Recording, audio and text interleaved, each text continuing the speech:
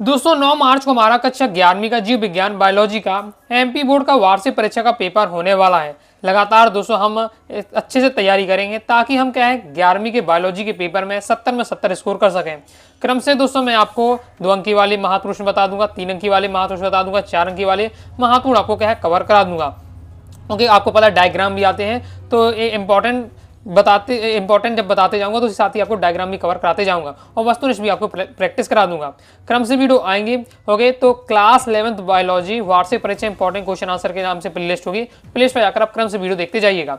इस वीडियो में दोस्तों हम देखने वाले हैं 2 अंकी वाले अति महत्वपूर्ण प्रश्नोत्तर short type question answer cover करेंगे। ये हमारा पार्ट 1 रहने वाला है। तो सच्ची मेहनत और संघर्ष ही सफलता की एकमात्र कुंजी है। तो पहले दोस्तों हमारा क्वेश्चन है, जीवों को वर्गीकृत क्यों करते हैं? जीवों को वर्गीकृत क्यों करते हैं? तो जीवों का वर्गीकृत निम्न उद्देश्यों की प्राप्ति के लिए करते हैं। पहला, अध्ययन की सुविधा अर्थात अध्ययन को सरलता बनाता है और वर्गीकरण विकास की प्रक्रिया को समझने में सहायक होता है।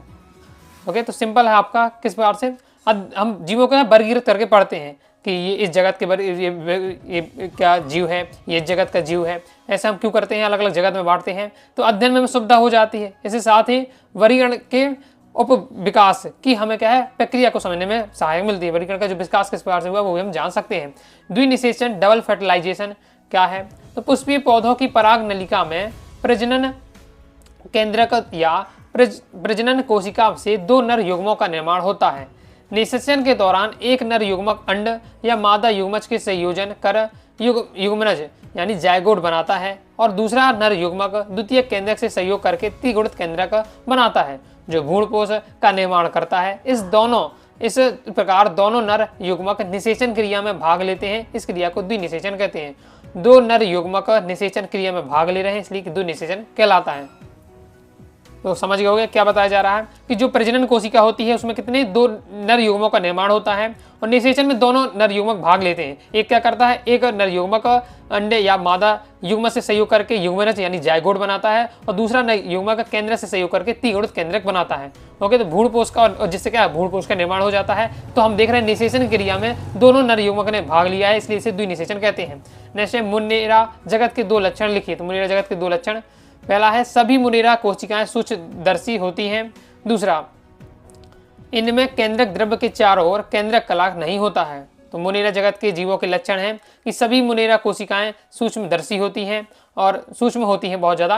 इसके साथ ही इसमें केंद्रक द्रव्य के चारों ओर केंद्रक कला नहीं होता है। शैवालों के 2 लक्षण बहुत ज़्यादा इंपॉर्टेंट है, प्रीवियस में आपका क्वेश्चन आ चुका है कई बार।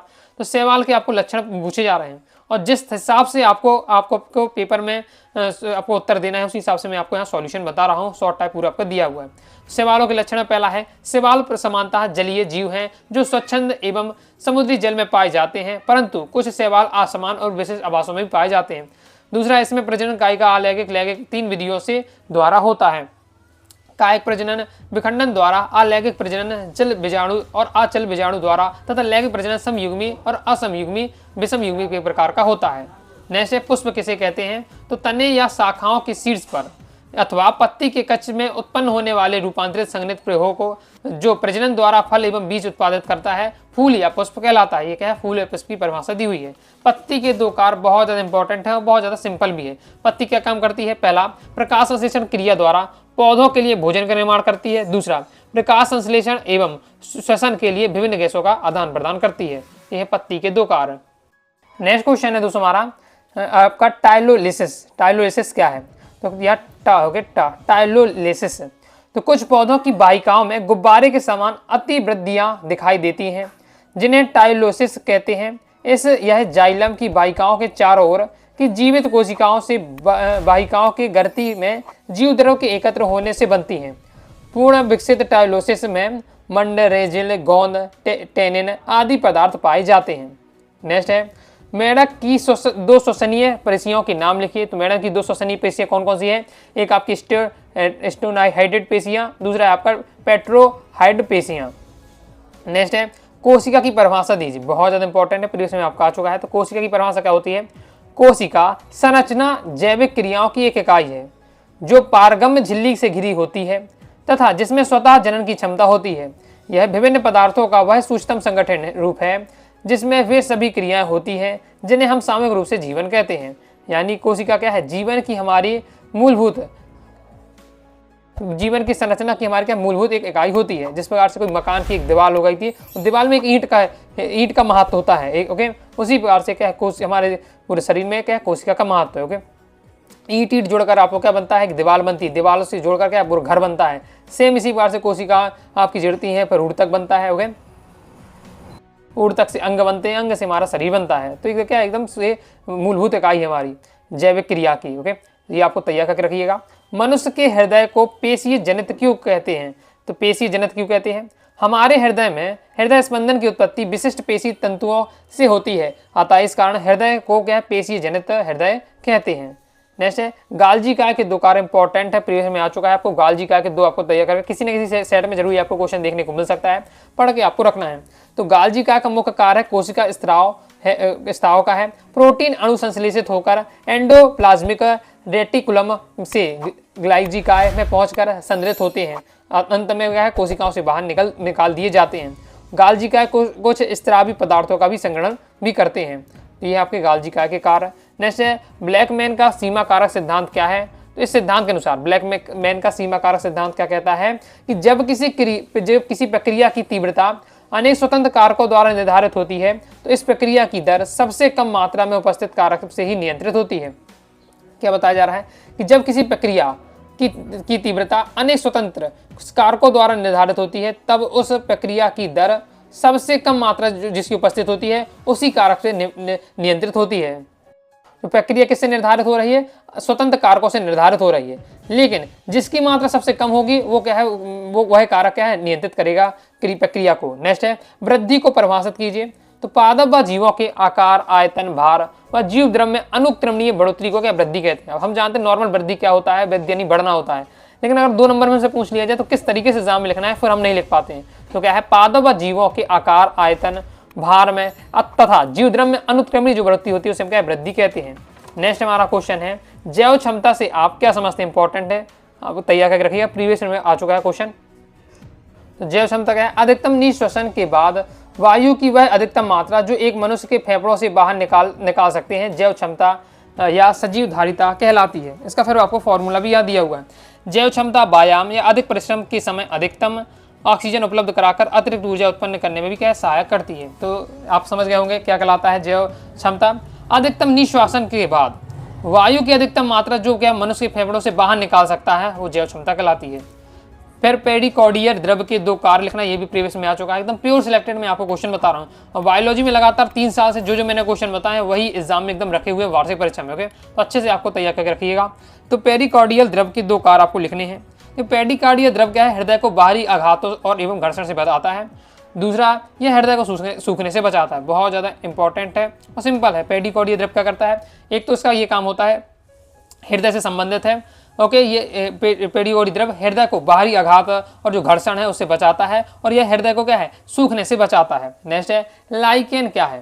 तो लाइकेन सूर्यावत संयुक्त स्वपोषी और सहजीवी पादप है, जिसमें शैवाल और कवक का घनिष्ठतापूर्ण जुड़कर एक ही जीव के रूप में ले लेते हैं। इनका सदस्य शैवाल सदस्य फायोकोबिटाइट व तथा कवक सदस्य माइकोबिटाइट कहलाते हैं। यानी सीधे सिंपल आपको माइंड में याद रखना है कि आपका लाइकेन क्या है। तो शैवाल और कवक की जो दोस्ती है, शैवाल और कवक की दोस्ती को क्या है लाइकेन के नाम से जाना जाता है, जिसमें निर्भर रहते हैं। आपको इसको अच्छे से मैं समझाऊंगा। क्लास 12th बायोलॉजी में जो लास्ट अध्याय आपका रहता है उसमें हम इस चीज़ को समझेंगे। ठीक है, तो ये सहभोजिता सहोपकारिता पढ़ेंगे, उसमें हम कक्षा 12 पढ़ेंगे। तो इसमें क्या है शैवाल लगा हुआ है और नीचे आपका मान लीजिए, तो अब क्या करता है जब सूर्य की उपस्थिति, सूर्य के प्रकाश से जो शैवाल का है भोजन बनाता है लाइकेन। ओके, तो शैवाल क्या करता है कि कहता है भैया कवक तुम अपना भोजन नहीं बना पा रहे, तो ये क्या है भोजन को सीधे से दे देता है भैया, मतलब 2 रोटी इसके लिए बना देता है, 2 रोटी इसके लिए बना देता है, इसका भी कहा गुजारा हो जाता है।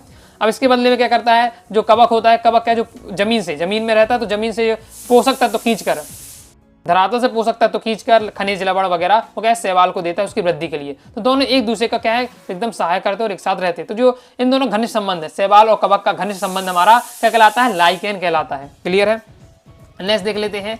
नेक्स्ट हमारा क्वेश्चन है आर्की बैक्टीरिया के 2 लक्षण लिखिए। तो आर्की बैक्टीरिया के 2 लक्षण, तो इसमें पहले क्या है टीआरएनए और आरआरएनए पाए जाते हैं। दूसरा, इसमें पेप्टाइडोग्लाइकेन से बनी कोशिका भित्ति नहीं पाई जाती है। आगे देख लेते हैं। त्रिसंलयन क्या है? तो पराग नलिका में मुक्त दो नर युग्मों में से एक मादा केंद्रक में संयोजन करता है तथा दूसरा नर केंद्रक भ्रूणपोष में स्थित द्वितीय केंद्रक से संयोजन करता है। द्वितीय केंद्रक में दो केंद्रक पहले से होते हैं तथा नर केंद्रक के संलयन के पश्चात केंद्रकों की संख्या 3 हो जाती है। 3 केंद्रकों का यह संलयन त्रिसंलयन कहलाता है और त्रिसंलयन की क्रिया भ्रूणपोष में होती है। त्रिसंलयन के बारे में दिया हुआ है। इसके बाद नेक्स्ट हमारा क्वेश्चन है संघ पोरीफेरा के 2 लक्षण लिखिए। तो संघ पोरीफेरा के 2 लक्षण प्रीवियस में आ चुका है, तो देख लेते हैं। पहला है इस समूह के अधिकांश सदस्य समुद्री जल में उपस्थित चट्टानों से संलग्न पाए जाते हैं। इसकी कुछ प्रजातियां स्वच्छ जलीय कायों जैसे तालाबों व झीलों में भी पाई जाती हैं। ये पोरीफेरा के लक्षण में है। पहला क्या है? समुद्री जल में उपस्थित चट्टानों के संलग्न में पाए जाते हैं। उनकी प्रजातियां स्वच्छ जलीय जो काय होते हैं जैसे तालाब झील में पाई जाती हैं। फिर इसके बाद इनका शरीर प्राय अरेखीय सममित वाला होता है। कुछ प्रजातियों का शरीर असममिति और सममित युक्त भी होता है। नेक्स्ट है पुष्पक्रम को परिभाषित कीजिए। पुष्प के मुख अक्ष पर लगने वाले पुष्पों के क्रम को क्या पुष्पक्रम कहते हैं। सिंपल है, पुष्प के मुख अक्ष पर लगने वाले जो पुष्पों का क्रम है वो पुष्पक्रम कहलाएगा। आगे देख लेते हैं। आगे बढ़ने से पहले बता दूं, यदि आप क्या पीडीएफ मटेरियल प्राप्त करना चाहते हैं क्लास 11 बायोलॉजी के 2 अंक वाले, 3 अंक वाले, 4 अंक वाले महाप्रश्नोत्तर ऑल चैप्टर नोट्स आप प्राप्त करना चाहते हैं प्रॉपर तैयारी के लिए, ओके, तो आप क्या कर सकते हैं बायोलॉजी के क्लास 11 बायोलॉजी कोर्स को ज्वाइन कर सकते हैं। प्ले स्टोर से अनुराग क्लासेस ऐप डाउनलोड कर लीजिएगा और वहां से दोस्तों आपको बायोलॉजी कोर्स ले लेना है। ओके, बायोलॉजी का कोर्स लीजिए तो बायोलॉजी 70 कूपन कोड जरूर अप्लाई करिएगा। इससे क्या फायदा होगा? इससे दोस्तों आपको सीधे 50 रुपये का डिस्काउंट प्राप्त हो जाएगा, तो फीस आपकी और कम हो जाएगी, यानी नाम मात्र की फीस में कंप्लीट आपको मटेरियल मिल जाएगा। तो आसानी से आप अपने हिसाब से तैयारी कर पाएंगे और पीडीएफ मटेरियल रहेगा तो आप रिवीजन भी आसानी से कर पाएंगे। नेक्स्ट हमारा क्वेश्चन है जड़ के 2 कार्य लिखिए। तो जड़ के 2 कार्य होता है, पहला है अवशोषण, दूसरा स्त्रीकरण। जड़ें भूमि के जल तथा खनिज लवणों का अवशोषण कर पौधों को प्रदान करती हैं। स्थितिकरण में जड़ें पौधों को जमीन में स्थिर बनाए रखती हैं। नेक्स्ट है सत्फल को परिभाषित कीजिए। सत्फल को क्या है? सत्फल क्या कहलाता है? तो जब फल का निर्माण अंडाशय से होता है तब ऐसे फल को सत्फल कहते हैं। बिल्कुल सिंपल है।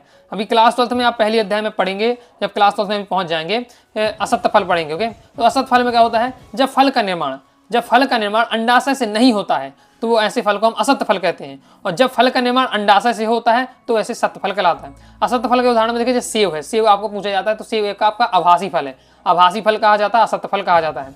लेकिन सत्य फल में पूछा जाए तो मटर और सेम आपके सत्य फल होते हैं। तो समझ गए होंगे, जब फल का निर्माण अंडाशय से हो तो सत्य फल, और जब फल का निर्माण अंडाशय से ना हो तो आपका असत्य फल कहलाता है। तने के 2 आपको कार्य लिखने हैं। तो सिंपल है, पहला है पौधों को सहारा देता है। जो तना क्या करता है? पौधों को सहारा होता है। जिस प्रकार की हमारी रीढ़ की हड्डी होती है, हम क्या खड़ी हो पाते हैं सीधे से तो रीढ़ की हड्डी के कारण। ओके, इसी बात से जो आप समझ सकते हैं जो पौधों में जो तना होता है ये क्या उसे एकदम सहारा प्रदान करता है, और जड़ों द्वारा अवशोषित से जल तथा खनिजों को पत्तियों तक पहुंचाता है। नेक्स्ट अंत प्रदत्त जालिका के 2 कार्य लिखिए। तो पहला है यह कोशा मैट्रिक्स को आंतरिक शक्ति प्रदान करती है, और यह कोशा में केंद्रित तथा कोशिका द्रव एवं बाहरी वातावरण के बीच विभिन्न पदार्थों के स्थानांतरण में सहायता करती है। नेक्स्ट है प्रोटीन की तृतीयक संरचना से आप क्या समझते हैं? तो यह प्रोटीन की त्रिविम संरचना है जिसमें पॉलीपेप्टाइड श्रृंखला अत्यधिक बलित होकर एक सघन गोलाकार या किसी अन्य आकृति की संरचना बनाती है। समानता एंजाइम भी क्या तृतीयक संरचना प्रदर्शित करते हैं। नेक्स्ट है किन्हीं 3 प्रकाश संश्लेषी वर्णकों के नाम लिखिए। ये आपको जरूर तैयार करके रखिएगा, ये आपका 1 वाक्य में या फिर 2 नंबर पूछा जा सकता है। तो 3 प्रकाश संश्लेषी वर्णक कौन है? तो क्लोरोफिल, जेंथोफिल और क्रेटिनोनाइड, ये आपके क्या है? 3 प्रकाश संश्लेषी वर्णक है। नेक्स्ट हमारा क्वेश्चन है श्वसन गुणांक क्या है? तो श्वसन में विमुक्त कार्बन डाइऑक्साइड तथा अवशोषित ऑक्सीजन की मात्रा के आयतन के अनुपात को श्वसन गुणांक या श्वसनीय अनुपात कहते हैं। श्वसन गुणांक का फॉर्मूला होता है विमुक्त यानी छोड़ी गई कार्बन डाइऑक्साइड का आयतन बटे अवशोषित यानी ली गई आपके ऑक्सीजन की आयतन। तो ये आपका दिया श्वसन गुणांक का बारे में, तो तैयार कर लीजिएगा। विमुक्त कार्बन डाइऑक्साइड तथा अवशोषित ऑक्सीजन की आयतन के अनुपात को हम क्या कहते हैं? श्वसन गुणांक कहते हैं। मैंने फॉर्मूला आप याद रखिएगा। तो क्या है? विमुक्त कार्बन डाइऑक्साइड का आयतन बटे अवशोषित ऑक्सीजन का आयतन, ये आपका कहलाता है श्वसन गुणांक। कंप्लीट हो जाता है। तो इस प्रकार दोस्तों हमने क्या 2 अंक वाले अति महत्वपूर्ण उत्तर देख लिए हैं। अभी दोस्तों मुझे आपको कुछ और क्वेश्चन बताना है, तो सेकंड पार्ट आएगा उसमें हम क्या है कवर कर लेंगे। बाकी अलग से प्लेलिस्ट बना दी है 11th बायोलॉजी वार्षिक परीक्षा की, तो वहां से जाकर आप क्रम से वीडियो देखकर तैयारी करते जाइएगा। तो वीडियो पसंद है वीडियो लाइक करिए, सब्सक्राइब जो कर दीजिएगा। फिर साथ ही हम चैनल व्हाट्सएप को ज्वाइन कर लीजिएगा। डाउट आता है कौन से आप जरूर पूछिएगा। मिलते हैं नेक्स्ट वीडियो में, तब तक के लिए बाय बाय।